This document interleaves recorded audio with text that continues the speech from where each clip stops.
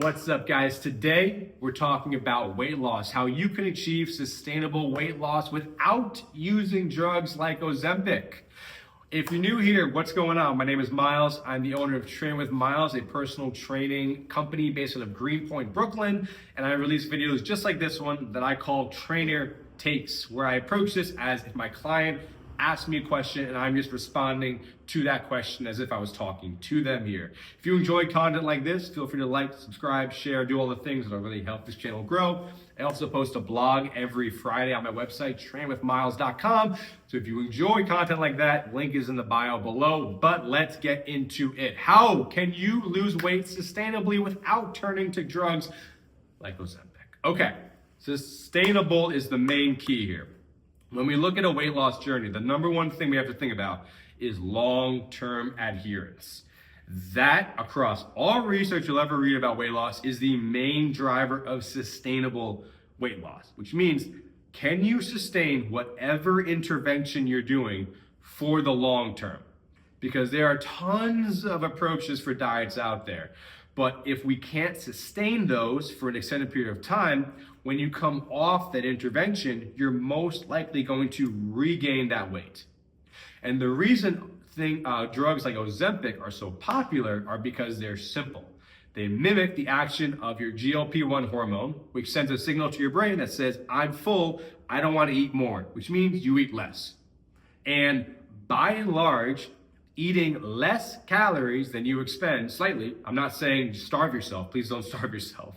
But if you eat like 200 to 400 less calories per day and sustain that for a long period of time, like 6 months to a year plus, you will most likely lose weight, albeit it might be slow, but you will lose weight.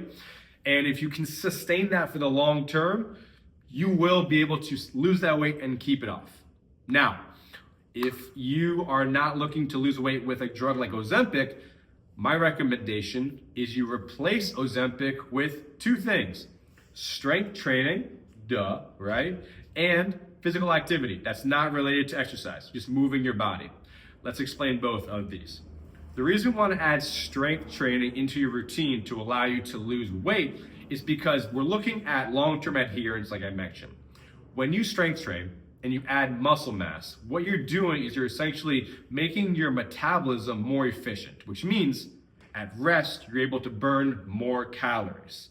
This is really important because if you're not metabolically efficient, meaning maybe you're sedentary, you don't strength train, you don't have a lot of muscle mass on your frame, your calories you burn at rest are gonna be much lower, which means that if you push yourself into a slight deficit, it's gonna be really hard to maintain that deficit for 6 months to a year. Now, if you strength train and you put yourself into a deficit, that's a lot easier to maintain long term because you're not working with, let's say, 1,400 calories a day. You might be working with 1,700 or 1,800, and that's a lot easier to maintain. And again, that's the whole thing, adherence. What can we do now that we can sustain for a year plus out? So strength training is gonna be my recommendation, even over cardio, because cardio's effect is mainly on your cellular processes and your cardiorespiratory system, but it has kind of a minor to really small effect on your metabolism. Strength training has a much stronger effect on your metabolism, and with weight loss, that's what we're looking to achieve. So think strength training once, twice, 3 times a week, month, depending on where you're at. Now, the next step there is going to be physical activity. And that's things not in a gym or in a workout. And that's things like walking, taking the stairs, the elevator, things that you've probably heard. And you might be saying, yeah, but that's not really gonna move the needle too much. It is, I promise. And here's why.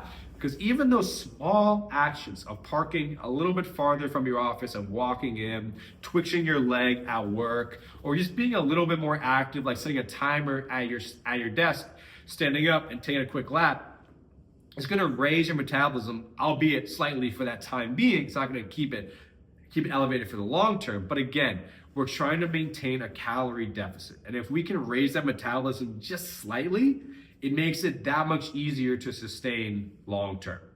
So again, if I were to recommend somebody wants to lose weight without turning to Ozempic, I would replace Ozempic with strength training once, twice, or 3 times per week.